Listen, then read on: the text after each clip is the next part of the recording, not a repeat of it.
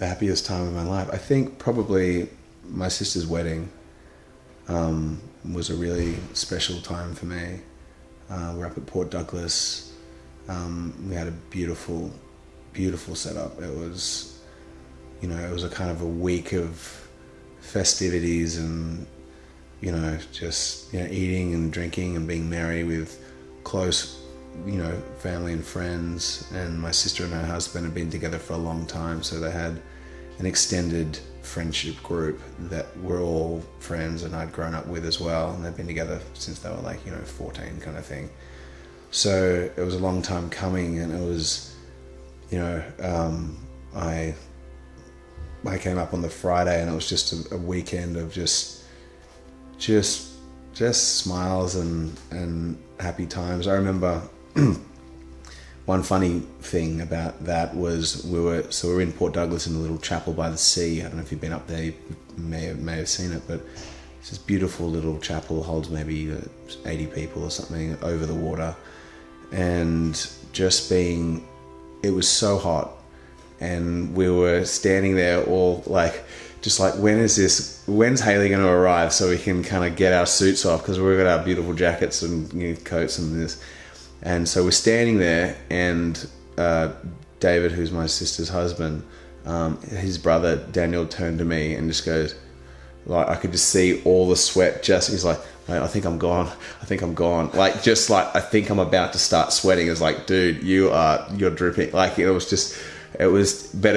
We had such a great, we were looking forward to so much that weekend. And it was and when she just kind of walked down with my dad, on my dad's arm, it was this is the moment that you remember these ones. And it's all the love I have is in my family and friends, but in the family, and that's the closest direct, an arm out. That's my dad, there's my mum, there's my sister, and that's them walking down doing this thing, and it was, that was just I had no worries about what was going to happen. We just knew there was a beautiful evening and good times, and it just you almost can't have enough of that. It's you feel when you have a birthday party or something, you feel this is all so much fun, but you don't feel you couldn't really sit down and talk to people. But it was overwhelming of the happiness, and just it kind of had faith for what love is, seeing their relationship. And sure, any relationship, you have arguments and whatever, but that bond and that purity of love and heart, and you knew that was the right decision. In any relationship you have, you're constantly questioning, is this where I should be? Should we put in the work? Do we need to work through this? Do I need to look at myself, change how I am? Is it something to do with them? It's both of you coming to the table, figuring things out. But there was no doubt in my mind and their mind that they should be together, and that was just they did it. They figured it out, So for the rest of us that are trying to go through and, figure out dating and relationships and stuff, it was really nice to see that they'd kind of sorted that out, and kind of gives you hope for, for yourself and for meeting that person out there that's right for you. If there is such a thing. Another can of worms there, but, anytime I get an opportunity to spend with my family where it's just us and we can just talk and, talk about what I'm doing, or, catching up with them. I've lived with my family my entire life, even into my 30s. So, which is not a lot of people do that. A lot of people are out a lot earlier.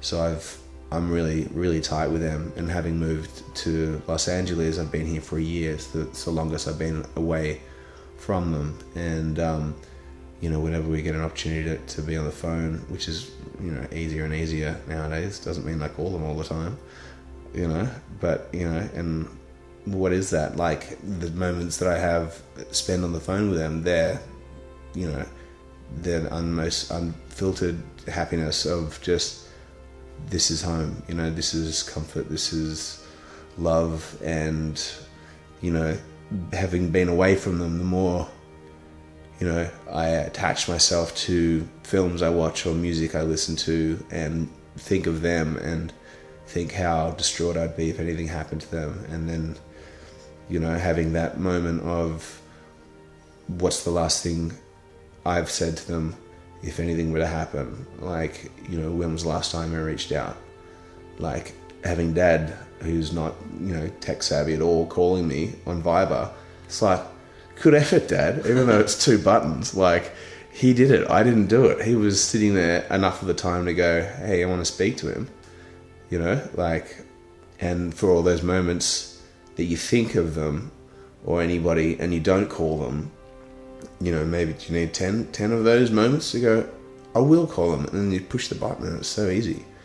So easy. And then it's just like, and then in my head, it's almost like that resets.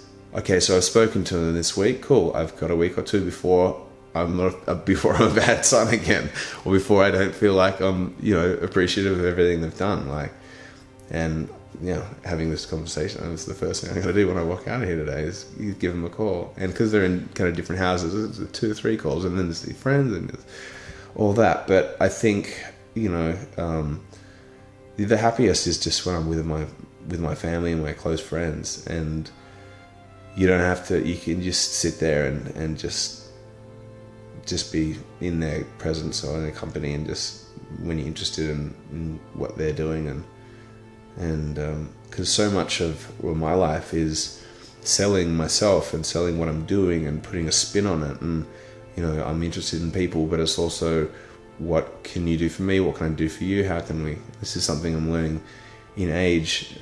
Is really what you can give back, and how can you be of service to other people, and then the service comes to you, and it's you know, it's a great world when we can all work together to the same common goal.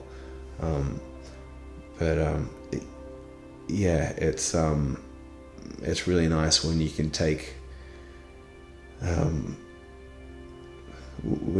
any pressure or any expectation off a relationship, and you can just be there with them and talk things out and philosophize or whatever.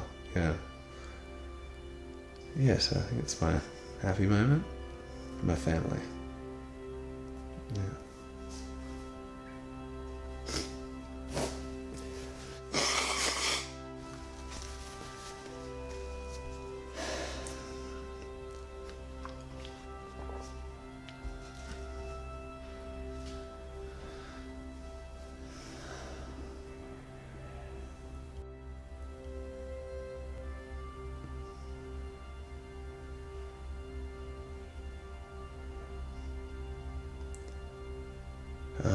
One thing that comes to mind that was a difficult or a painful time for me was this particular relationship that I had.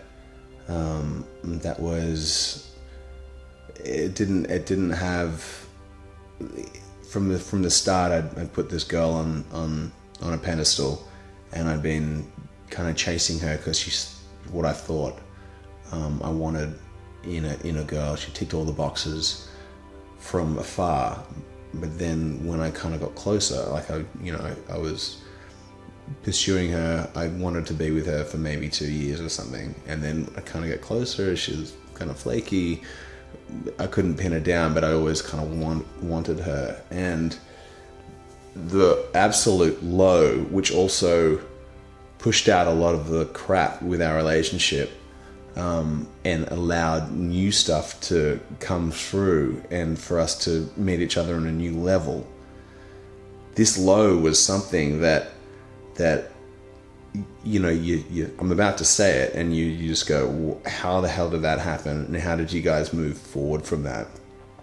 So the low I'm talking about is the moment when I was on a family holiday with my family in Hawaii, and then I get a phone call from my then girlfriend that she's been proposed to by her ex, and she's saying yes. So there I am, family holiday, having a great time, and then she's like, hey, I got this phone call from such and such, and he's asked me to marry him, and I think I'm going to say yes.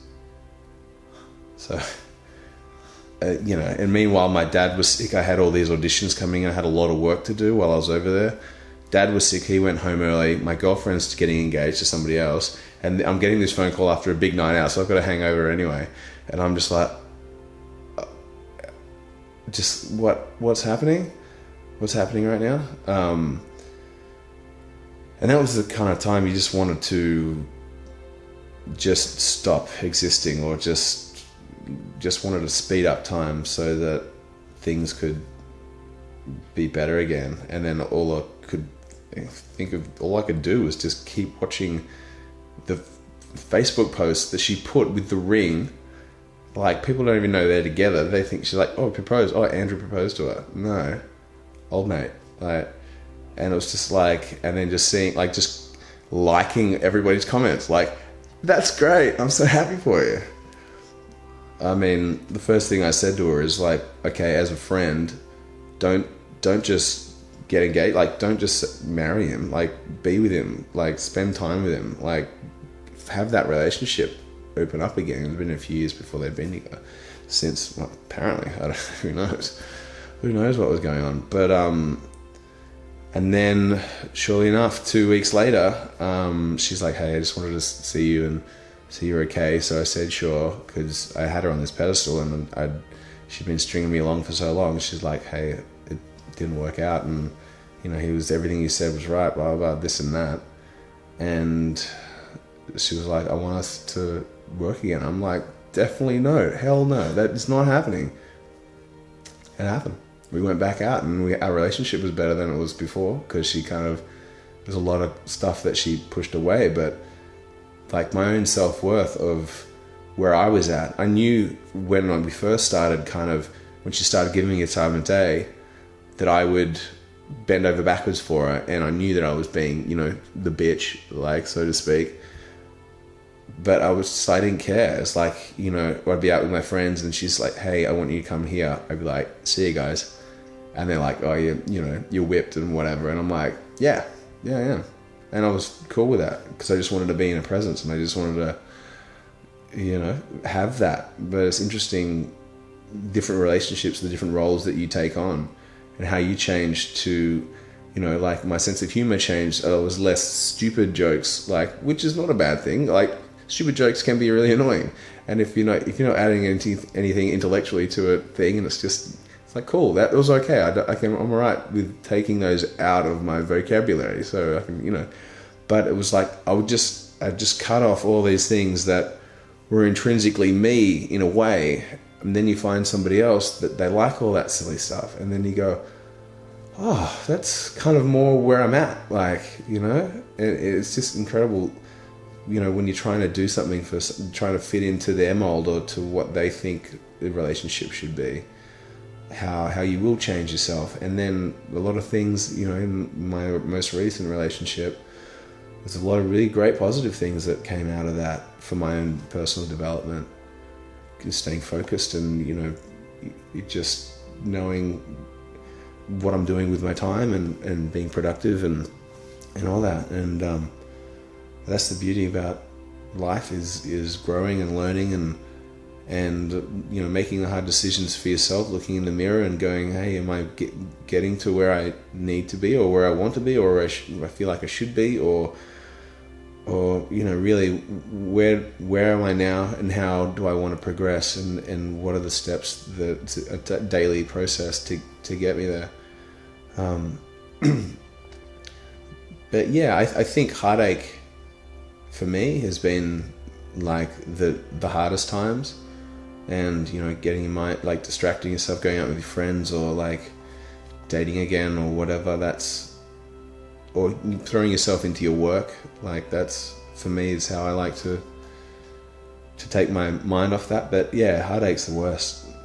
But, you know, it's like, I do it just as much. Everybody has equal amounts of heartbreak that they're causing, and that they're doing, whether they know it or not. Somebody's pining after you, but you go, oh no, she's not my type, or whatever. And then they're doing the same. It's like there's the yin and yang. There's each side of the coin. There's stuff going on. So I think for me, as I've kind of gotten older and I've had more experiences, just having the sensitivity to be careful and delicate with people's hearts, and to be honest and open with how you're feeling, and giving them an opportunity for a dialogue, or at least to know what you're thinking. And if there's something, if you tell them how you're feeling, there's nothing that's just the truth, and they can deal with that how they want to, and you can work from that basis of truth. But if you're hiding things from yourself as well as them, like, if people are on different playing fields, and it's just gonna be harder in the long run, and you're not living your truth. So yeah, so that's just a bit of a spin-off of a tough time I've been through.